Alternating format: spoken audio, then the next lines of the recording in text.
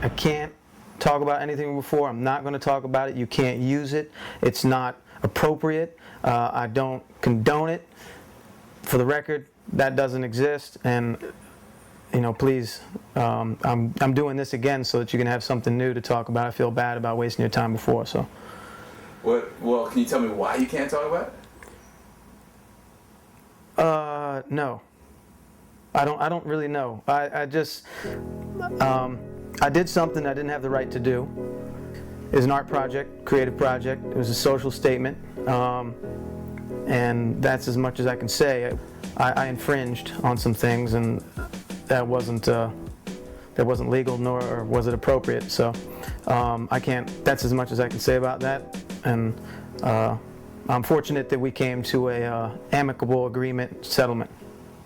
So. We can move on, and that's as much of that as you can have, use, or even mention. How's that? Say it again. 1, 2 checker. Microphone checker. Yeah. Is that working? There's some samples coming in, so I got to put some of these boxes together and get them ready. I have 252 pairs of sneakers that are going to go out, that are going to be out in the stores. About 30 or 40 of those will be more select, direct to people, but between A-Life and clientele, they're going to get at least 200, or close to it, I guess.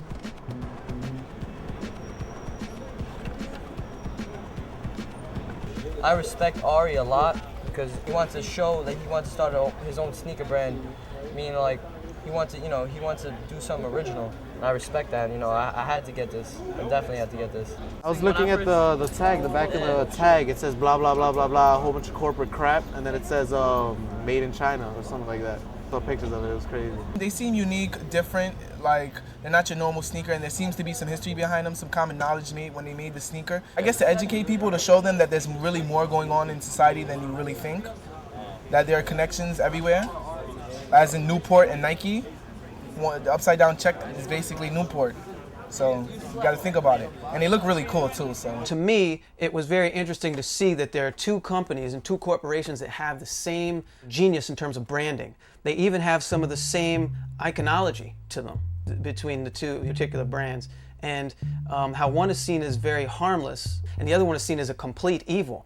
Yet they both, are affecting families, taking food away from people, maybe possibly destroying the quality of life, enhancing the quality of life, making people happy, giving people a momentary relief from the pressures of their day. Can I really say no, I'm not addicted to sneakers when I'm out here at like all times of the night waiting for a pair of sneakers? So yes, you can be addicted to sneakers and you can be addicted to cigarettes, but to varying degrees. You can quit your addiction to sneakers, I really believe so, easier than you can quit nicotine. Tobacco in particular have this clearly on paper deadly product. This product has been known to do horrible, horrible things, to destroy families, to kill people. And sneakers you just wouldn't associate that way. And nor should you. I mean, it isn't really quite that way, but there are some parallels. And that some of the guys that I grew up with in my hood would easily be brainwashed enough to feel that the sneaker and the look was so important that they might not get Pampers for their kids, or some formula, or just take care of some bills. They might push a bill off. I can't live without sneakers. I buy like $2,000 worth of shoes a month. Really? Really, like no joke. I work. I got money. I work my butt off just to buy kicks all the time. You develop a sort of desire or need for them that never goes away. Maybe it's like anything.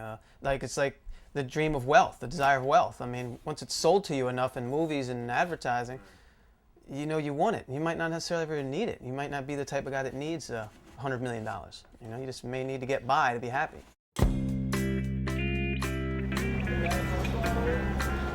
So what number are you online? Number 1. And what time did you get here? I got here yesterday. What? Before everybody else. And you do this often? Oh yeah, I've camped out around 5 times already, 5-6 times. Oh, it's fun. Yeah. It's just like something to do, You willing to spend a lot of money on sneakers? Or Yeah, I'm willing to spend. Why? Because it's my habit. Like, I just love sneakers. A lot of people walk by and they ask, what are you guys waiting for? When you say sneakers, they're like, wow, you're crazy. It's like, I mean, that's my passion. Shoes is my passion. That's how it's all. As it is for all of these kids, man. The shoes is our passion. After you buy one, it means something to you, and like you want to be original, and you know, you just keep buying, and people respect you for that too. It helps me set myself apart, as it allows you to be either part of the pack and say, hey, I'm part of this particular pack, look at me, I wear these, therefore I'm involved with this scene. Or with me, I use it as a way to say, hey, I'm into this, but I have something, you know, that you don't have. I mean, and that's probably pretty pathetic. What you got is how you're judged. Like, and everybody gets together and wears their hottest pair of kicks, and that's how people are judged on basically what you wear. It's not who you are, it's what you wear. If you look back, like whenever they show those pictures from the turn of the century, you know, like cats have top hats and suits, and it didn't matter who you were, Joe Blow, you had a suit on. And you look at pictures of people at like old baseball stadiums, and they all have suits on in the heat. You know, sneakers is just that thing. It's that same thing.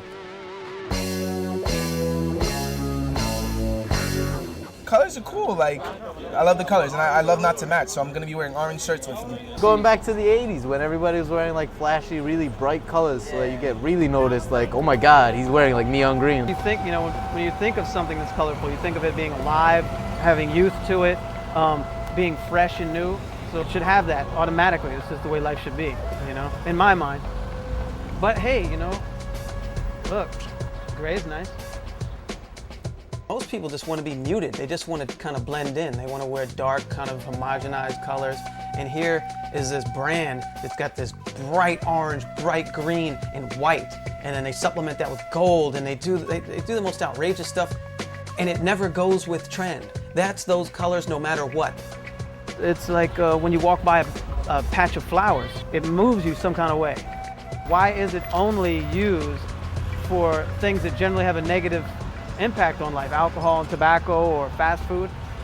You're starting to see that in footwear, you know, thanks to some people who came from left field to think about it and brought exciting color to footwear. Talk about your personal style. My style? I guess to most people, corny.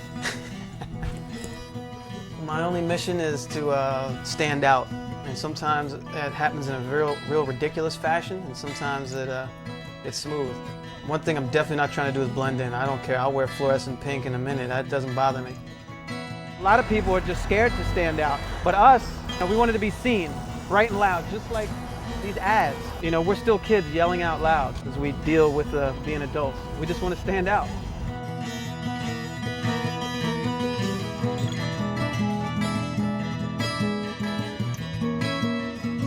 You know, the flip side is that I don't drink, I don't smoke, I never did drugs, I never did any of that sort of thing.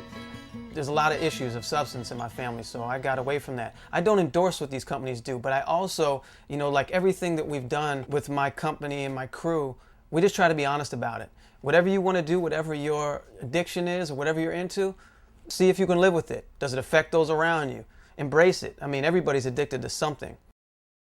You're my man, but you know, so it's gonna hit you. You gotta make it move back. Move back a little bit for me. Thank you.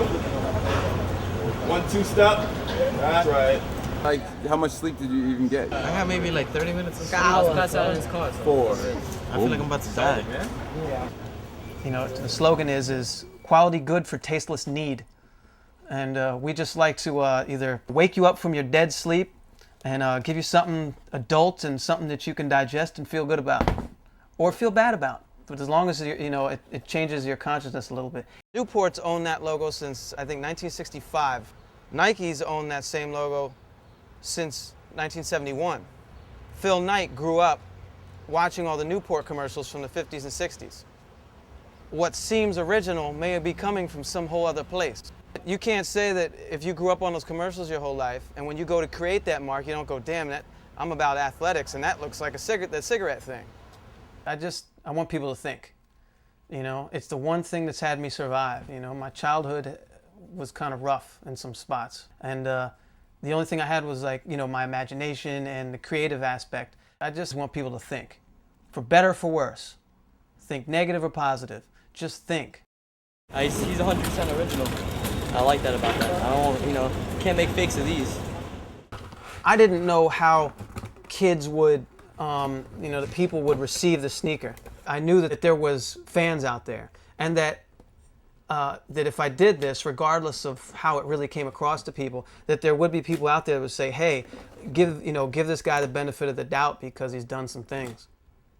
And I just hope that there'd be some people that just would enjoy wearing something foul on their feet like I do, like my crew does.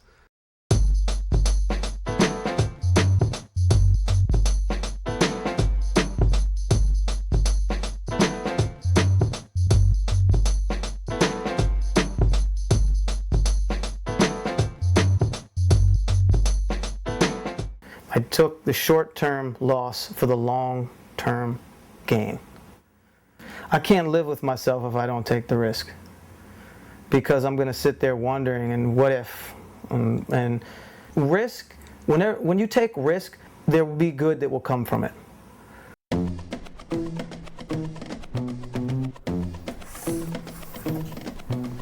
Ari menthol tennis? Yeah, full metal. Definitely. Some classic sneakers right here that'll probably be on sneakerheads' minds for a while to come. I still got this. I still got the little chain. Like, everybody knows I have these. I've had people come and offer me $900, $1,000. Like, somebody's like, I need these sneakers. I'll trade you like 6 pairs of sneakers for them. And like me, these are like one of my holy grails. Like, I will never, like, these are gonna be with me for like forever. I'm pretty much not gonna, I don't think I'm ever selling my sneaker collection. Like, you could always get more money, you can't always get the same sneaker, especially limited quantity as this. When are you gonna find another crispy pair in my size, 9.5, when there's only 252 pairs made, you know what I mean? Well, we sold the sneakers. I just don't wear any of the pairs I used to wear. I gave them all away, and I just bought like the cheapest pairs I can get, like Converse's, Vans, and that's what I wear now. Well, there's a certain point where you put a lot of energy into it, and if you just don't like it at some point, that's it. It's over. The sneaker hype is over. The sneaker hype is over. People are selling collections. They don't know why they were even collecting. People were spending a ton of money on stuff. I know a lot of people who've been collecting for years who just stopped. They just felt like there was no point anymore because of the hype. It just lost its appeal. There just wasn't, like I said before, you do it so that you could, stand out a little, so that, you wouldn't be part of the crowd. And then that actually became the crowd. Just like more people just builds up, and then, people just like stop collecting out of nowhere, and then like, I don't know, it's just like, there's not too many people you find who are like true in the game. And so like, we decided to put this on my wall because I got it with one of the skateboards I got. And we were just like, this is for all you hypebeasts, don't do it. Sneakers, went from kind of being just a random thing that people would be into collection-wise to turning into a sport, something to do. I've seen people spend $10,000 on a pair of sneakers. And like, to me, that's just ridiculous. Like, I would never pay that. Yeah. I mean, actually, let me rephrase that. I probably would pay that. If it was like a holy grail, like, there's sneakers that are like, you would just do anything for, a holy grail. Like, I probably would pay something like a ridiculous amount, like maybe like a down payment on a car for a pair of sneakers. I wouldn't even front. Really? Yeah, I probably would, yeah. So why do you still have this addiction? I don't know, like, just being noticed, like being somebody who's just like, not just like every other person, you know what I mean? That's why I became into collecting sneakers, like, because I'm not like every other person. Getting the sneakers was like, it was good, but I think most people just enjoyed the camp out to the sneakers. You'd have a lot of stories the next day. Having the sneakers, wearing them, and having people ask you about them, that was also great. But after a while, since everybody knew about them, you never got questions because everybody knew anyways. Everyone's doing it, and it's not so special anymore. Another 10, 15 years, the fad will be back, But right now, it's calming down, and they get back down to people who just want to do it because they just like doing something. Not a lot of people are like into sneakers anymore. Like, all right, forget it. I'm not gonna buy sneakers. I'm gonna buy a car. You know what I mean? Like, people are thinking more logically. So I mean, It's supposed to you. it's supposed to me. I mean, like non-sneakerhead people. I'm talking about people who are not sneakerheads. Like people who are just trend followers. People aren't afraid of color anymore, and that's it's fantastic. But what do you do when everybody around you looks like a field of flowers? I guess you have to go back to being the rock. You know what I mean? So, color is relevant, man, and for me, it's, as you can see, I'm kind of devoid of it here, but it's the splash of color. There's this struggle for everybody to look different, but when they all try and look different, they all look alike, because they're all doing the same things anyways. You stand out more looking plain these days than you do actually, looking crazy.